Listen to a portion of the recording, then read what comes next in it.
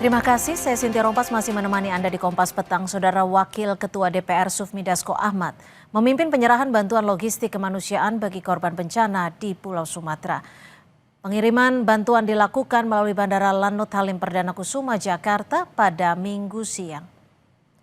16 ton bantuan dikirim menggunakan pesawat kargo ke daerah-daerah terdampak banjir dan longsor di Sumatera. Pengiriman bantuan ke Tapanuli Tengah, Padang, dan Aceh akan berlangsung selama 2 hari. Diharapkan bantuan ini bisa meringankan beban korban bencana.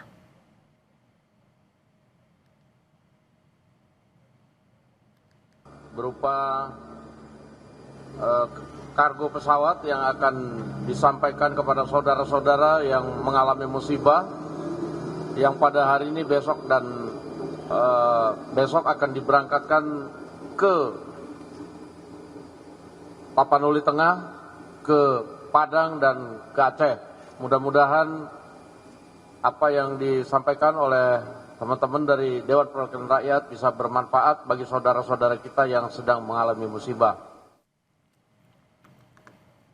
Sementara itu, saudara, dengan menggunakan helikopter, Basarnas berhasil mengevakuasi korban luka akibat banjir bandang di daerah terisolasi Palembayan, Kabupaten Agam, Provinsi Sumatera Barat.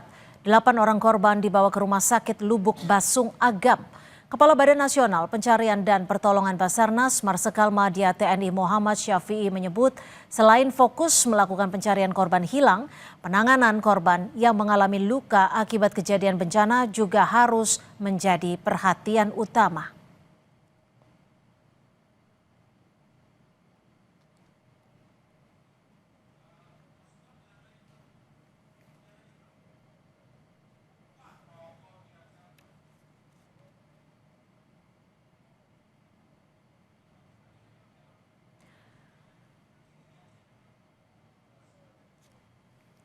Hingga hari ini, saudara, ke-6 bencana di Sumatera korban meninggal mencapai 316 orang dan 289 orang masih dalam pencarian.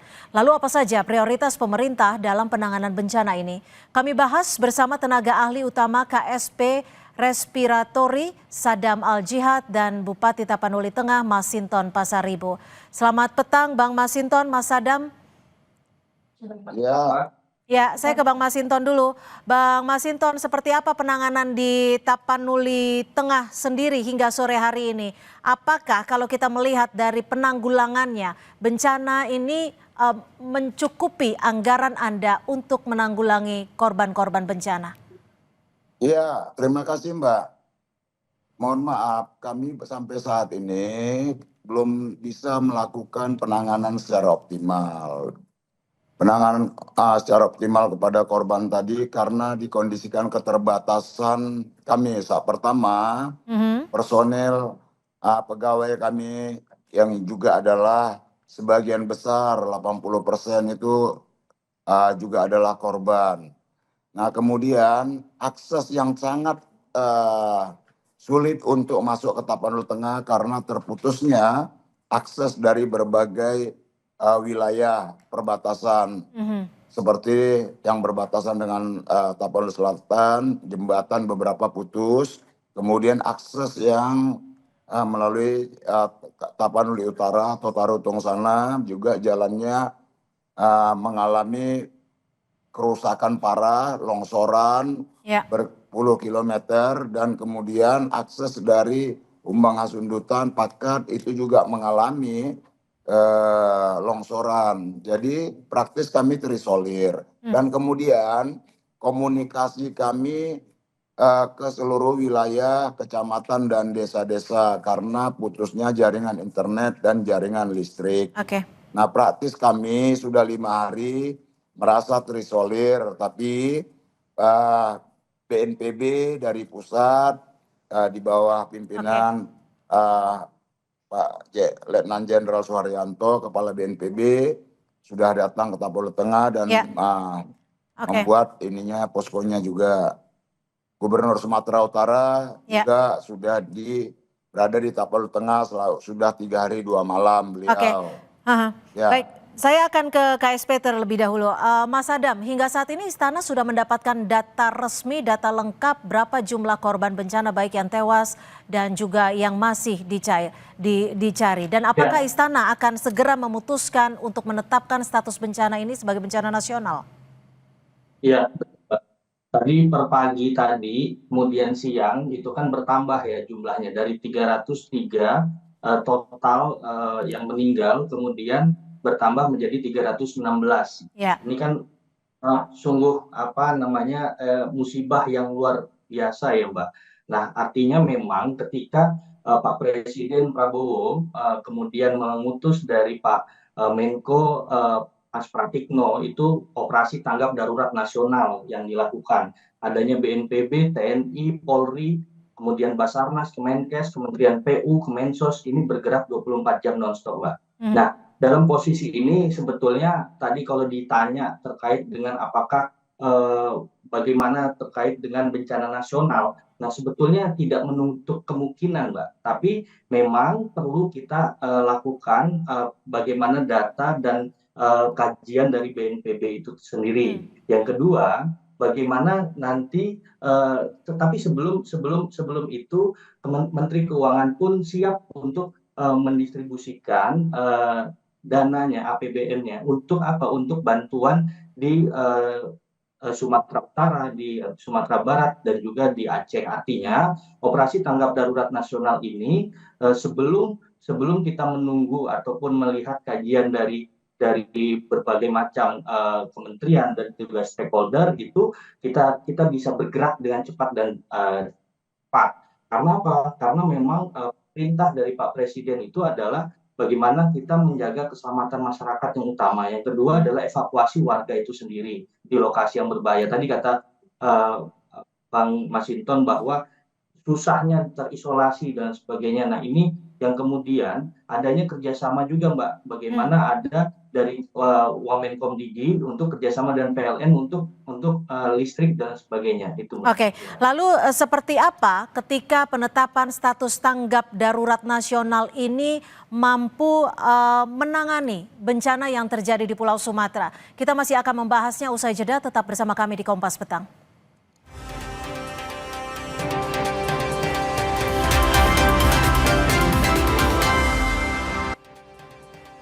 Lalu seperti apa penanganan bencana di Pulau Sumatera? Saya kembali ke Bang Masinton. Bang Masinton, kalau dari Anda sendiri mengajukan tidak untuk penetapan status bencana nasional? Karena kita tahu ini kan kerusakannya cukup masif, korbannya juga cukup banyak.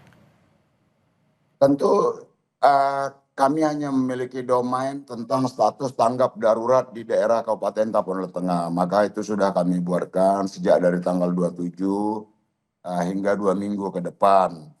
Nah tentu kami berharap apapun itu statusnya, yang utama adalah bagaimana kami bisa dibantu oleh pemerintah pusat dan juga kalau gubernur sudah hadir sama kami selama 3 hari 2 malam ini, dan pemerintah provinsi full membantu. Nah sekarang tentu kami tidak bisa sendiri karena kami memiliki banyak keterbatasan, dan tentu support penuh dari pemerintah pusat itu sudah disampaikan oleh Bapak Presiden dengan mengirim BNPB, dan juga beliau juga intens mengikuti perkembangan, dan saya juga intens melaporkan kepada Mensaskap dan juga Mensesnek. Oke, tapi sudah Anda catat belum peta resiko bencana ini nanti ke depannya akan seperti apa, membutuhkan anggaran berapa? Ya tentu nanti kami akan membutuhkan rehabilitasi dan rekonstruksi setelah selesai masa tanggap darurat ini. Nah tentu fokus kami hari ini adalah penyelamatan korban jiwa dan penyelamatan jiwa manusia yang hari ini mereka butuh logistik dan juga butuh vitamin, makanan, kesehatan dan lain sebagainya, serta butuh penerangan listrik dan juga jaringan internet untuk dapat melakukan komunikasi ke keluarganya. Itu Mbak Tipa. Mas Adam, kalau memang saat ini ditetapkan sebagai tanggap darurat nasional, bukan bencana nasional, lalu apa sebenarnya yang menjadi syarat utama untuk menetapkan bencana nasional? Karena kita tahu saat ini korban meninggal dunia sudah 300 lebih jiwa dan yang hilang 500 lebih. Ya, yang pertama tadi disampaikan oleh Bang Masinton bahwa kita lihat dulu kan ada kesiapan daerah, ada kesiapan provinsi, ada kesiapan pusat, tapi juga kita bisa melihat syarat-syaratnya, jumlah korban, kerugian harta benda, kerusakan prasarana, kemudian cakupan wilayah yang luas dan dampak sosial ekonomi yang ditimbulkan. Nah, ketika ini kan dalam posisi kita ini sedang melihat lapangan dengan tadi darurat tadi itu Mbak. Darurat ini kan ada dua hal.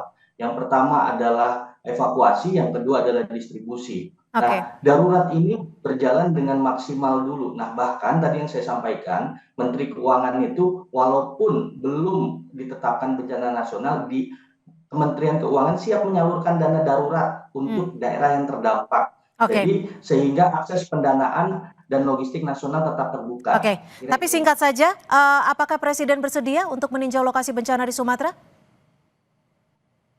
Saya kira pasti siap, pasti bersedia. Ada tanggal waktu rencana yang ditetapkan mungkin? Saya kira begini Mbak, ini kan kita Pak Presiden sedang memonitor bagaimana kondisi dari semua menteri-menteri, semua kepala badan dan sebagainya itu turun ke lapangan. Kita lihat bagaimana tadi darurat itu seperti apa, ini sudah diberikan ke Pak Mas Pratikno sebagai koordinatornya. Kemudian nanti pasca dari sini hasilnya adalah ada rehabilitasi tadi yang disampaikan dan juga rekonstruksi. Nah, ini ada dua hal yang kait mengait dan ini saling simultan nanti akan berjalan, Mbak. Jadi kita butuh kesiapan dan kecepatan. Baik, kami tangkap. Terima kasih. Izin Mbak Tipa. Singkat saja. Infonya tadi diinfokan ke kami, insya Allah Presiden besok akan datang kunjungan langsung ke Tapanuli Tengah dan juga sekaligus beliau akan mengunjungi daerah-daerah kabupaten lain di berbagai provinsi yang terdampak bencana ini. Infonya jam berapa yang Anda terima, Bang Masinton? Pak Presiden akan tiba di sana? Besok itu rencana berkisar jam 9 atau jam 10 demikian. Baik. Mudah-mudahan ini bisa menjadi kacamata bagaimana penanggulangan bencana di Pulau Sumatera. Terima kasih Bang Masinton, terima kasih juga Mas Adam atas informasi yang diberikan. Terima kasih, selamat sore. Izin Bang.